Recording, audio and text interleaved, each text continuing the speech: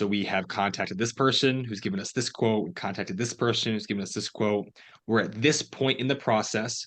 If you, the sponsors, are interested in this deal, the next step would be we're going to send you a copy of all the documents, including the financials, an OM if we have it, and our personal analysis, like a loss to lease analysis and underwriting. We're going to send you a copy of the documents. And then once you guys have taken a look at those documents and you like what you see, then we'll get questions from you guys that we'll take and go to the broker and ask if you guys have any clarifying points. So that's all to say. Present the highlights of the deal, lay out the next steps.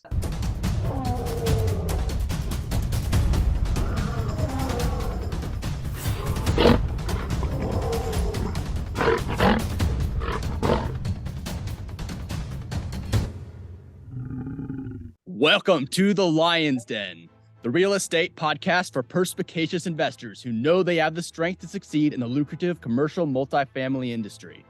Gain expert advice on your way to becoming a top performer.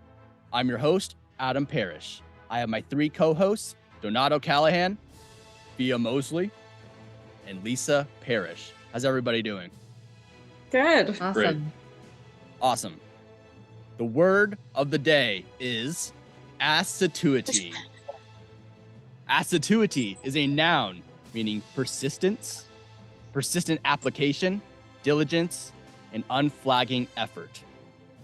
Our goal is to incorporate the word of the day into our discussion as extensively as possible. The obstacle of today's episode: what is the best way to get sponsors' attention? And how do I present potential deals to them? And for anyone who is wondering, this is the mythical 2 minutes and 30-second glass. Everybody has 2 minutes and 30 seconds. I'm going to go with Fia first. And my specific question to her is, what is the best way to get a sponsor's attention? Okay. When we started out, Donato and I and the rest of our team, I did start going out and meeting sponsors, although we were still forming our system and how we were going to do things and practicing, basically. I would say people should really do that. You need your team and your system and practice.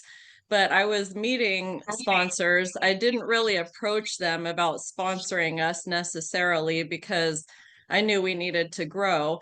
So I would just have conversations with them, get to know them, be personable. For me, when I got into this business, helping youth was really important. So I think, that's good. There's a lot of people that get into this business, and how are you going to set yourself apart? For me, having that desire to make money and eventually help teens, we have 3 younger gentlemen on our team. So that kind of all went together, and I could talk to sponsors about what I was passionate about, and also the fact that we did have younger people on our team that were very skilled, and, just really seeing like people grow in a lot of other ways, their personality, their confidence, and everything like that. And then on the flip side, I learned a lot from them on technical things and the way that they did their job behind the scenes. So it was a learning situation back and forth, but we took the time to build everything and to get to know people. And then once we had so much practice, we underwrote about 100 deals. That's when we met Lisa and Adam. And it was a totally different conversation because Lisa just laid it out up front. If we're going to partner with you guys, this is the deal. And then we talked more and got to know each other, and we all clicked, especially since Adam, Donato, and Lisa's other son, Eric, and some of our other teammates are in the same age range. We had a lot in common, and Lisa and I are in the same age range. But I'd say, what's important to you? What's your mission behind things? Make yourself unique, basically, and build relationships until you're actually ready and prepared, and then ask someone to sponsor your deal. Nice. And you did not go over your time, so congratulations. Next question. I'm on it. Next question is for Lisa. What is your main criteria to sponsor a deal? Well, for us specifically, we've been doing this for long enough where we've gone through the full repositionings and the drug dealers and all that kind of stuff. So we're really looking for newer and in B areas. So newer properties, over 100 units, B area, and we're kind of open on some of the markets, but we really like to stick with markets that we already have properties, which would be like the Dallas area. Mostly the Dallas area is what we like. And then we also like North Carolina and still some markets in South Carolina, maybe Florida. But B markets are the most important thing. But that's just us specifically. A lot of sponsors are more open to properties that need more value add. So, we are interested in light value add, which is just basically units need upgrades and bad management, things like that. Pretty simple. But the big money is typically made in the stuff that's the higher value add. So there are a lot of sponsors out there that are looking for higher value add, maybe not full repositionings. That takes a certain kind of person with experience to do, but maybe more. They'll take on a C property or a C property in a B area, something like that. But really, all the students need to be checking with each sponsor that they might want to work with, because it's really important to know your specific sponsor's criteria, because we're all very different. We're all different points in our careers. We're all looking for different things. So don't think that it's one size fits all, that just this is what we're all looking for. It's not like that. So you're going to be having many conversations with a lot of different sponsors to figure out if this is what each is looking for. So when you find a deal that fits one of their criteria, you know who you are going to, with your deal. Nice. You're within the time too. Can I save some of that sand for my next question in case I go over? No. Donato Callahan, at what point in the due diligence process do you decide to present your deal to a potential sponsor? I would say when you have the confidence to back up your analysis. When it comes to speaking to sponsors, brevity is the name of the game. That is, sponsors have, if they're a good sponsor, several deals ongoing. They have families, they have hobbies, they have things to do outside of meeting new people who, let's face it, they meet tons of new people every day who want time from them. They have demands on their time. And so if you're going to be bringing a deal to a sponsor, they need to know that you're not going to be a waste of that time. And if you want to not be a waste of a sponsor's time, you need to do your due diligence. So that includes if you have a potential deal coming across your desk, that you have underwritten it, you've underwritten it again, you looked at soft quotes for things like insurance, source potential property management companies that you can use in the area. Now, your sponsor might have one that they already know, but I'm assuming that you don't know the sponsor. This is your first time reaching out to them, or if you have a relationship with them, which you should have already, you already know which property management company they're going to be using, but you've taken a look at the area around the property, you know the city, you know the neighborhood, you looked at the loss to lease via the rent roll and the T12, you've highlighted potential things of concern, potential ways you can add value to the property, and this is where people kind of get stuck. They find all this information, could be 10, 15, 25 documents or pages worth of information, and they decide the best way to show the sponsors how smart they are is to send all of that to a sponsor, which then the sponsor receives, sees how long the email is, and promptly says, no, delete. And they never read it. So what you need to do is go one step further. Once you've gotten the information, consolidate it. What does a sponsor need to know in less than 60 seconds to know if they want to move forward with asking you questions about the deal? That is purchase price, number of units, the most important returns on underwriting, your ARR, IRR, cash on cash, cap rate, your value add plan, details about the area, a couple photos. Get that in a short, sweet 1 to 2 page document. A couple bullet points are even better. And once you understand the deal so well that you can explain it to a sponsor who has decades of experience, and you only need 5 bullet points to tell them what they need to know, then you should bring it to a sponsor, because you know the deal well enough inside and out to be able to say, this is good for you specifically because it matches your criteria. Awesome. Good stuff. Thanks, Coach. Bia, Yes. should I post on Facebook looking for a sponsor? No. Absolutely not. Like Donato said, you've got people with millions of dollars worth of real estate having to keep these assets transitioning, looking at new ones with their family and everything like that, hobbies, whatever. No sponsor is just going to sit there and scroll through Facebook and look for a deal to sponsor when they have people actually coming, calling them on the phone, emailing them, however it is that they prefer. Not only that, but it makes you look lazy. It really does. If you like, why would you expect someone who has millions of dollars of real estate to have the time to contact you? So no, I would absolutely 100% not post that post on Facebook or Instagram or wherever. Okay. And then Lisa, what are some reasons you would not sponsor a student, or conversely would sponsor a new student? I just want to say one thing really quick about what Fia just said. I agree with you. You don't post on Facebook looking for a sponsor, but you do want to be posting on Facebook, LinkedIn, Instagram, whatever, general about you and your company and who you are.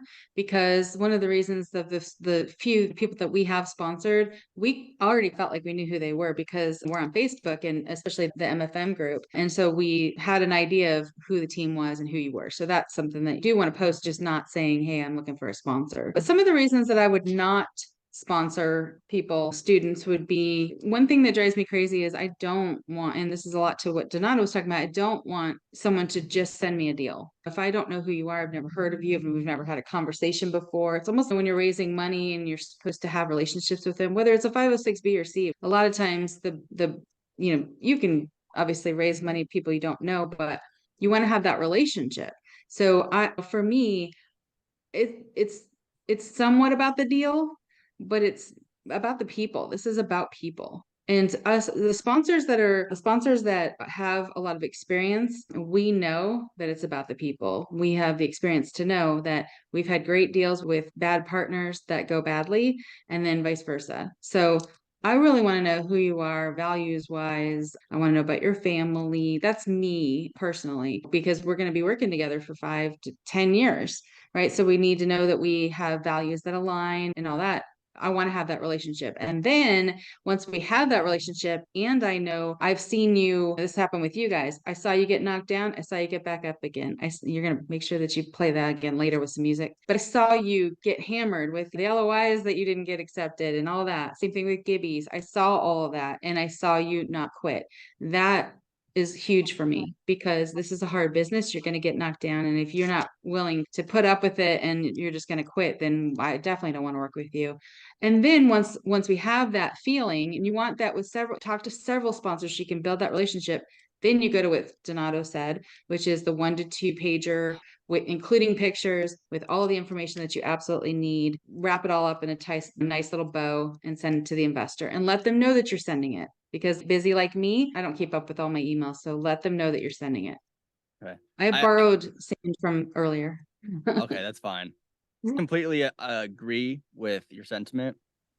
I want someone to take me to dinner before they quote unquote. Oh, you have to wine and dine me before. Yeah, wine and yeah, if we all lived in the same place, I'm sure we could have done that. But we did have like a 3-hour Zoom call. I would say the relationship part of it is the biggest thing before I decide to sponsor someone. I want to build a relationship with someone first.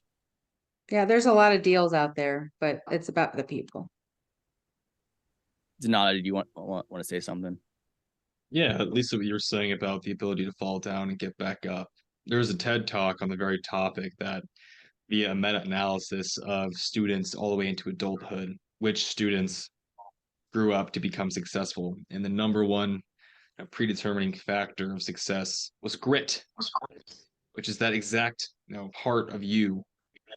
Are you going to keep going? Are you going to get absolutely thrashed and say, I can keep going. I can keep taking it. I will do more so than anything else. And grit stands out truly like a diamond in the rough, because of the same battered shores that rocks fall apart and get smashed, the diamond stays together. It maintains its integrity under pressure. And as I'm sure Lisa and Adam can speak to, the pressure is high when it comes to commercial multifamily. So being able to withstand it and continue to move forward is critical. Yeah. Yeah, I've Can seen I a lot of throw people Go ahead. have issues. I've seen a lot of people have these issues and then just say it doesn't work, or I've failed too many times. But you know, that saying that we all say all the time, you don't fail unless you quit. So there's a Mhm. lot of, you're gonna feel like you're failing a lot, but you've got to keep on going. Yeah, if you guys don't mind, I'd like to throw something out there and get Lisa's response regarding LOIs. So, when we started in this business, we were taught to submit LOIs and then find a sponsor if one gets accepted. Like I said, I was kind of building relationships all the way around, like all throughout the whole time, but we did not have a solid commitment from anybody until we met you. And then we did get an offer accepted. So when we started, it was very competitive. There was low interest rates, tons of deals on the market. So for people like us to get an offer accepted, just throwing out LOIs to different properties was highly unlikely. So we could practice and do that because we were going to get turned down. Now, what I see happening is if you turn in an LOI, there is a much higher chance that you get it, and then a lot of students are having to back out because they're not prepared. As Donato said, at this point, we don't do that anymore. We do our process, we wrap it all up, and we go to you guys. If it wasn't you guys, it would be another sponsor first, and we make sure that they want to buy the deal before the LOI goes in. And then the LOI is either written by the sponsor or by us, and it goes to the sponsor before the broker. So do you have any thoughts on that as far as new students just submitting LOIs? Yeah, I think what you're saying makes a lot more sense. I think that obviously wherever they're learning this from, whether it be Tyler, whoever their teacher is, when I think what they're saying is that when you come out of that 3-day class, you're thinking, okay, now what do I do? And so a lot of times they will recommend that you go into an area that you know you're not going to buy. You make a relationship with the brokers and you're putting in LOIs just to practice, but it's really just to get you going. I could be wrong. Maybe they are suggesting that you're doing LOIs without a sponsor first. I do think that you should have a sponsor to put in LOI, especially if it's a competitive deal.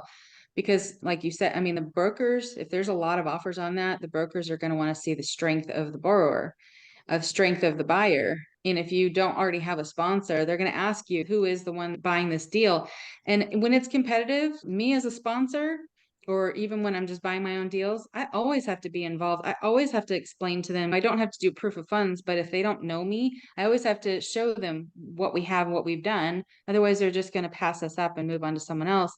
And a lot of times we can get deals that are we're not the highest bidder, but we get it because we have the most experience on our team. So it's really important that you're prepared when you're putting in LOI and you look good to the broker. So I agree with you, Pia, on that.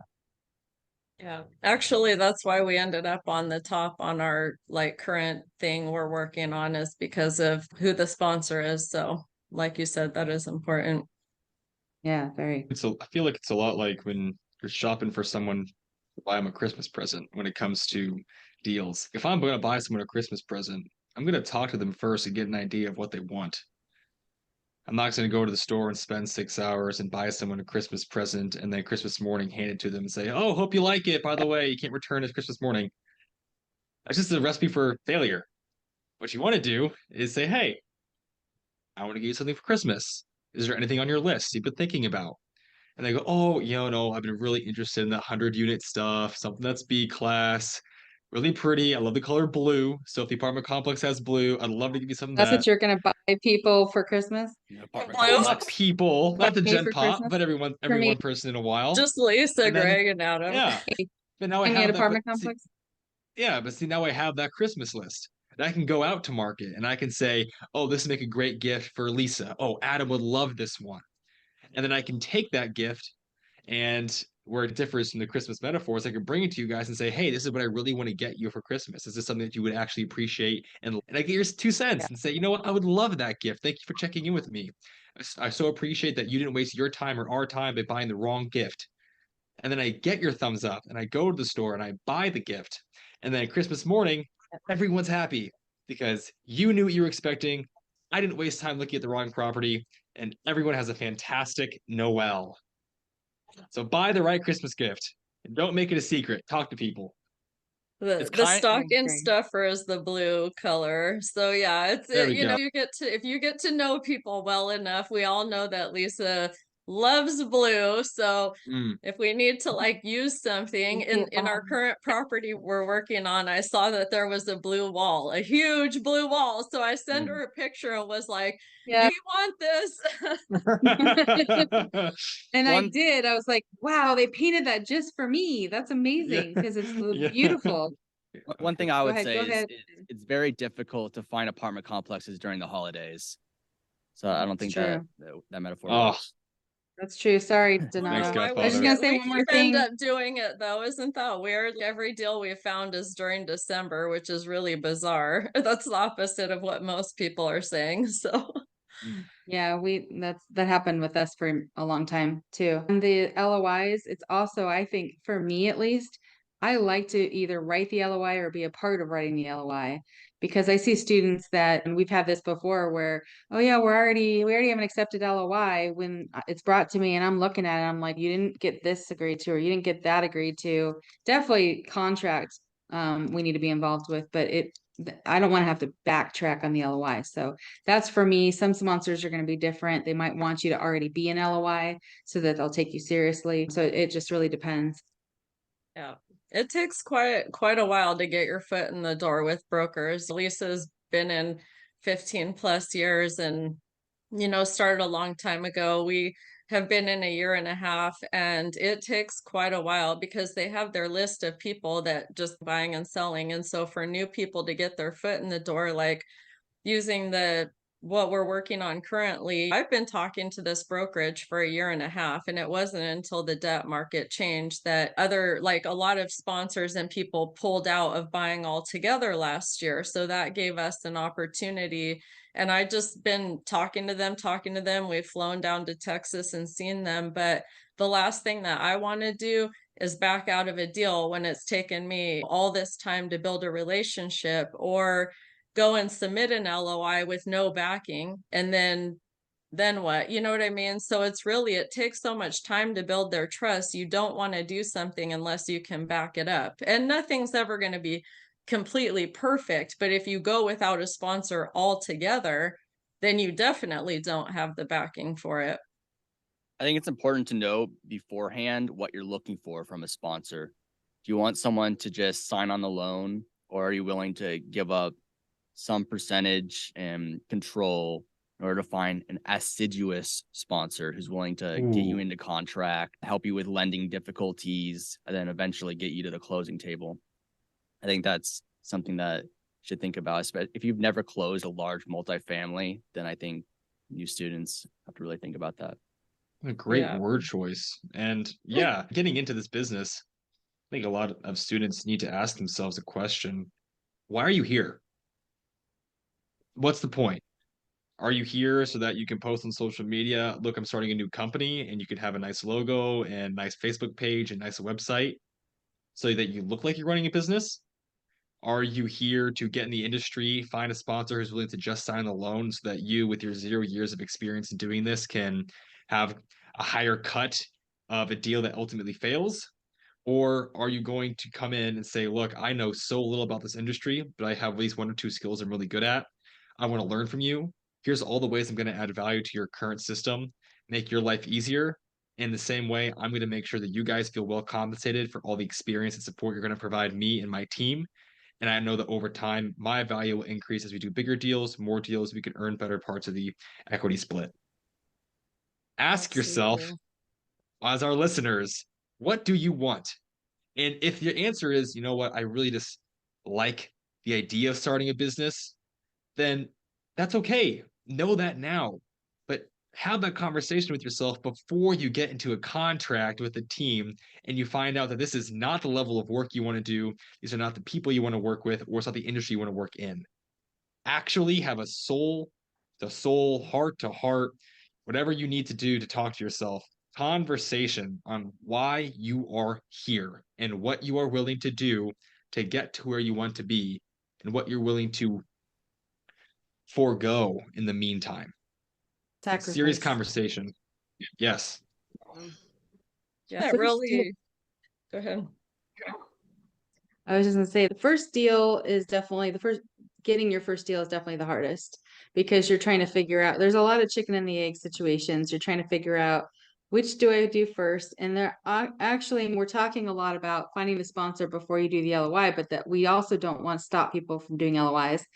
So I think there's a lot of, and it's also, do I raise the money? Do I talk to investors first? I mean, the answer is do it all. You're going to have to do it all and focus at the same time. That's what makes this business a bit complicated on your first deal. It gets easier though, because once you've closed your first deal and you have experience and you get an idea of how this is all supposed to work, you can get it all organized. But you do want to be talking to whoever your investor relations people are. You do want to be talking to investors, and you want to be working on, all of it simultaneously. But again, the first deal is the hardest. And on your first deal, to Donato's point, you really don't want to focus on how much your compensation is going to be on your first deal. If you make anything on your first deal, you're lucky, because if you have a good sponsor who's going to walk you through how to do this from the beginning to the end, and then you should be paying them. So if you make any money on your first deal, be happy about that, because I see a lot of students also trying to negotiate with the sponsors and thinking the sponsors are being greedy. We do expect a lot. We do take a lot. We should. We're the ones that are taking on the responsibility of the deal, and we're the ones that have the knowledge that we're going to give you.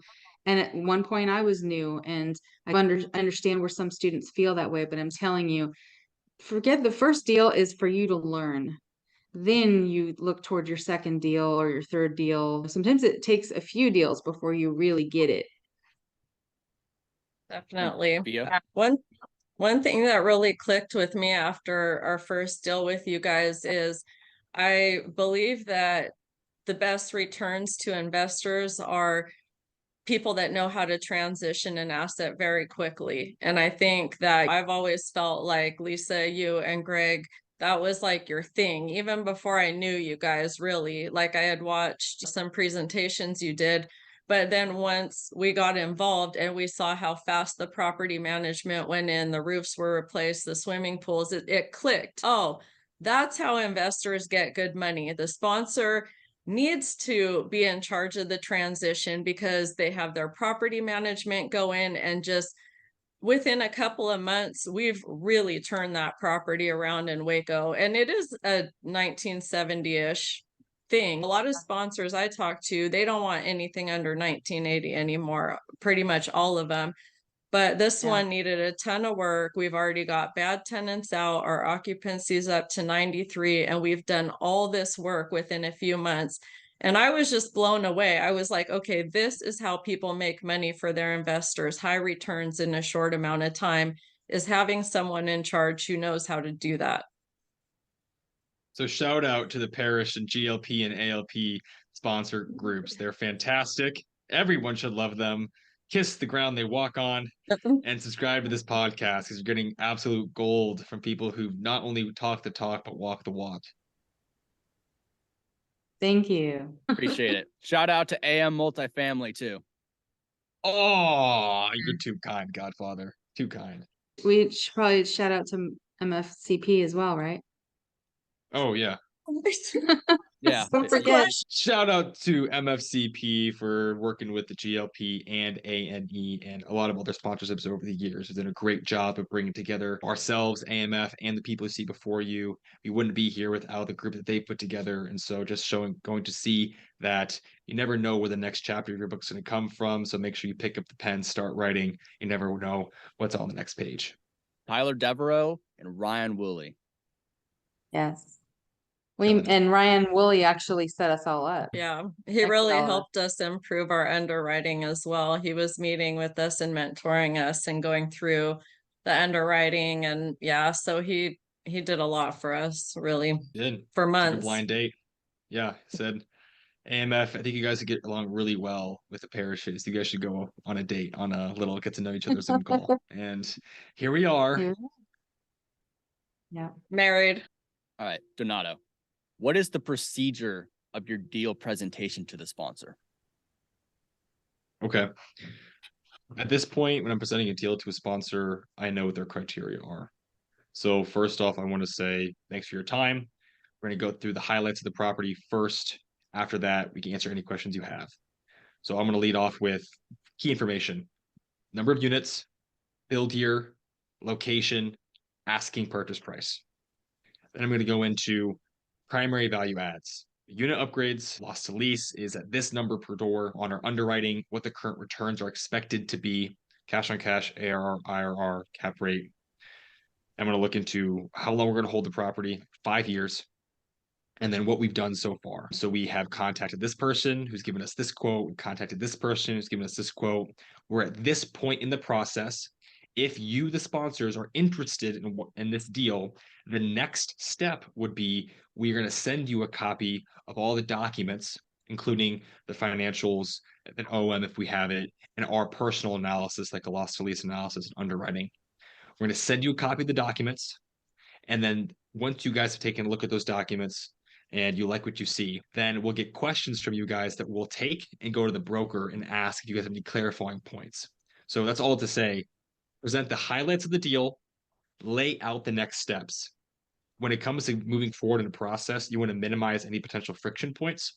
And so friction points are generally focused around people trying to decide what to do next. So if you can decide this is step A, B, and C of what's going to happen to get us to the next step, I find that sponsors and overall the whole team functions better because there's a very clear path to victory.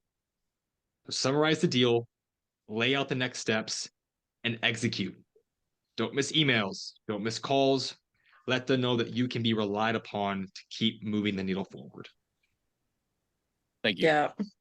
If your underwriting doesn't start out really good too, this is something I've learned because like we said, we go and present to a sponsor before we submit.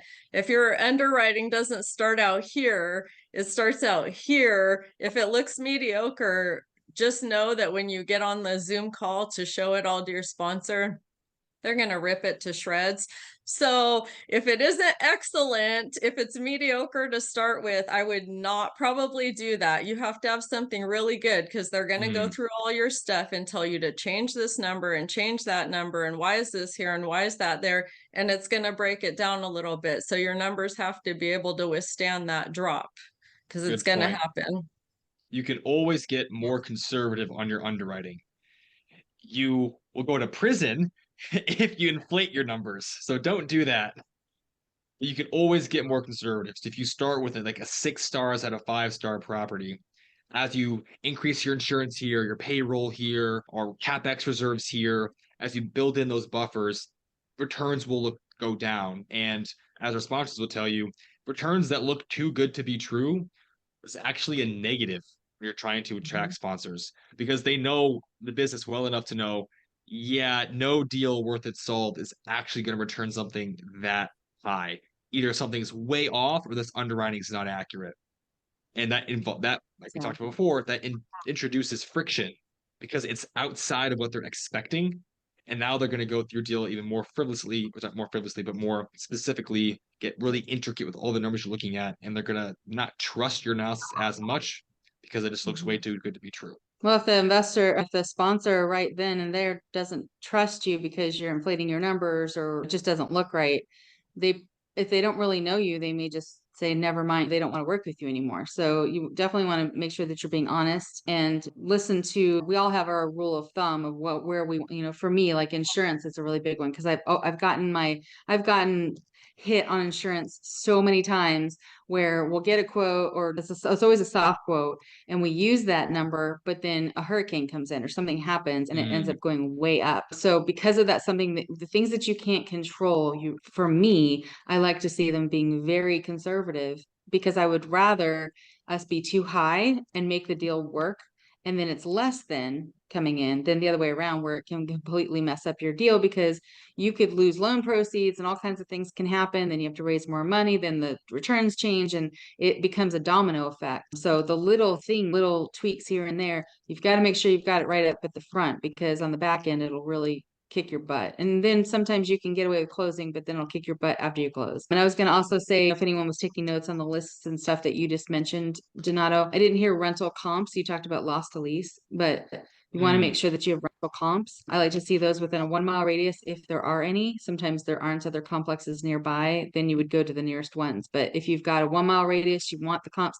That's hugely important because if you're doing value add, there's no point in putting money into something that you can't get back out. So you've got to be able to know that you can raise the rents $100, $200, whatever it is, besides just your loss to lease. And then I also like to know who's going to be the boots on the ground. We need to know who's going to be the asset manager. And if you in your team don't already have an asset manager that is near the property or within a couple hour drive or, a quick flight, then that's a discussion. I'm not saying that's a deal killer, because there's things that you can do. Sponsors can hire an asset manager or whatever, but that's something that could make you look really good if you've got an asset manager, even if it's someone that's new that wants to be trained, that lives somewhat nearby. Okay. Yeah. I can't believe I didn't mention the rental comps. That's what I do. I know. And I would also say, speaking on rental comps, you're not looking to be a trendsetter. When you're looking to raise rents or do a rent premium, the goal isn't for your property to now become the most expensive in the submarket. Ideally, you are able to look at the comps around you and see that for a like unit size, say a 2-1 at 900 square feet, that your current highest paying person at your property is still $150 to $200 below what that property is advertising. So when you're doing those comps, you're not looking to be the highest, most expensive, because it's going to detract potential residents from coming in. So people are going to look at the price only as opposed to the value that you're providing. So when we're looking at our deals, the loss lease is crucial, but then also making sure that our bump in rent is getting us to market, not inflating us over the market. Is everybody ready for trivia time? Did everyone study? Woo! Let's do it. No. Yeah, buddy. No. Yeah. I feel like I'm back in school again and I didn't study. I'm not ready for my test. I'm gonna win. It's trivia time.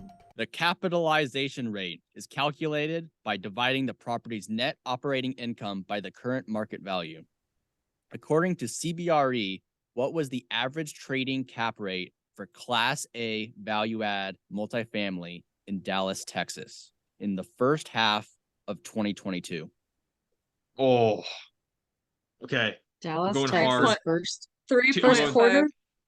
The first half of 2022. I said 3.5. I'm going. That's a good answer. I'm going 3-3. 3-3. It's closest, or is it closest not going over? Just closest. 3.2.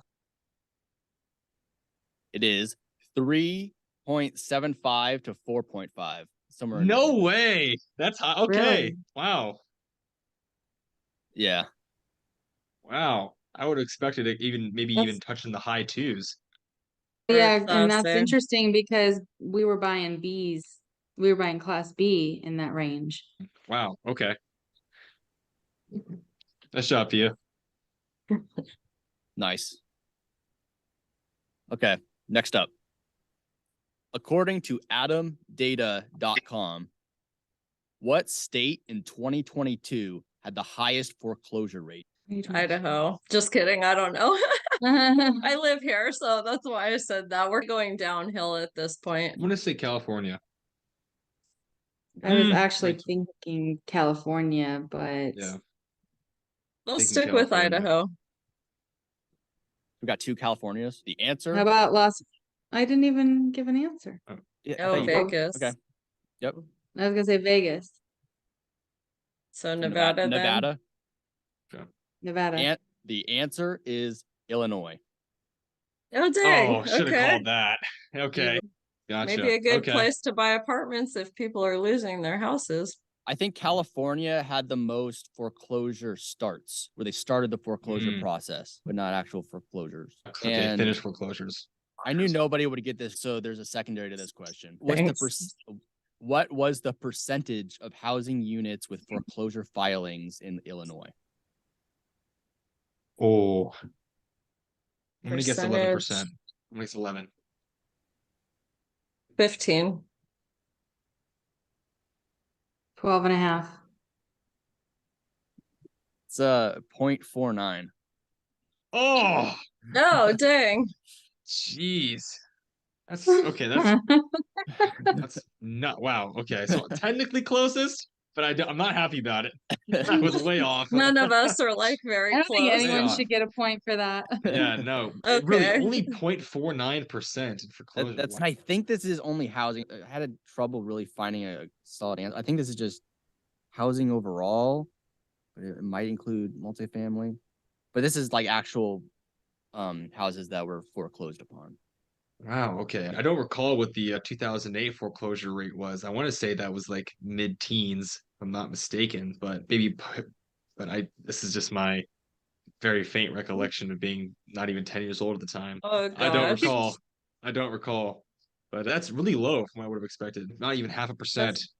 Yeah, That's the foreclosure rate in Illinois, yeah, but you said that it was the highest foreclosure rate. yeah. In the United States, Okay. Wow. according to AdamData.com. Brother. Okay. I take no responsibility. Is that just you? No, it's Atom. According to me.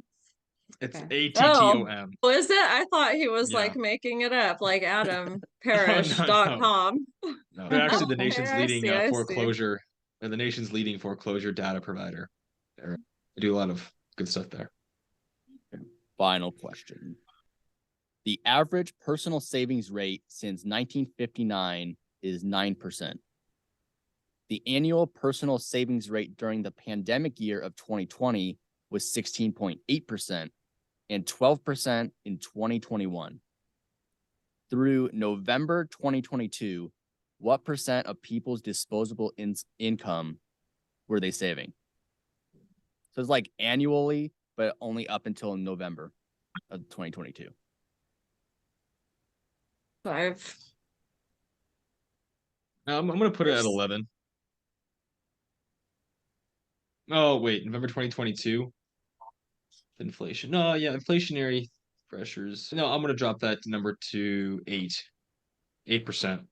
I was gonna say 7, so we might be. I was gonna say 7. I even have it Oh, written down. Okay. 5, 7, and 8. All right. Who said 5? Fia. No, 7, Five? 7, and 8. well, I said 5. Oh, you changed it to 5. Okay. Okay, 5, 7, 8. Okay. Okay. It's 3.3%, Oh, shit. jeez. which is We very don't know concerning. anything. Because people are not saving right now. And they're also racking up credit card debt. Wow. Wow. Just tell you, our listeners, we don't know anything. We are, jeez. Well, We don't know numbers we at all. do know about multifamily. I don't know Yeah, about oh, housing man. foreclosure and Oh, all jeez. that, but I don't know. Yeah. Let this tell you, we know about what we're doing on a day-to-day basis, but we keep our heads down. Yeah, maybe our Jeez. trivia questions should be about multifamily. I don't want people to get everybody to get the answer right. Well, Well, I think there's they're things solid that you could questions. challenge us on. That's okay.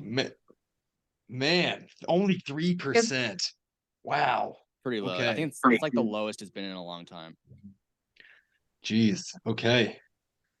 Well, we see, it's the end of the month. We know the Fed's doing their 2-day meeting starting tomorrow. They're going to announce their next hike. It's widely anticipated to be another quarter point, starting to slow down those hike increases. I think the IMF and other large banking institutions are looking at a rosier, I have to use the Washington Post language, rosier outlook on inflation over the coming year. Hopefully that starts turning around soon. I don't buy it. All right. We'll see. Maybe, hopefully. Any final thoughts? I like your jacket. Thank you. It's Not wearing a lamb. You're not wearing a 100% flannel lamb. today. Where's the flannel at? I know I got this like kind of zip up turtleneck thing going on, like Oh, we're Steve matching Jobs in over our here. black thing. See, Still looks good. AMFers always manage to match even when we're not trying to. It's funny. Thank you for listening to the Commercial Multifamily Lion's Den podcast. If you enjoyed today's show, make sure to leave us a like, subscribe, and share with anyone you think could gain value from today's podcast. What obstacles are you facing? Leave us a comment and we'll come up with a solution on a future episode. If you're interested in passively investing with us, you can go to am-multifamily.com or email Fia at am-multifamily.com. Those links will be in the show description. along with the Lions Den Facebook page and website. Thank you and have a roaring day. Thank you. Love it.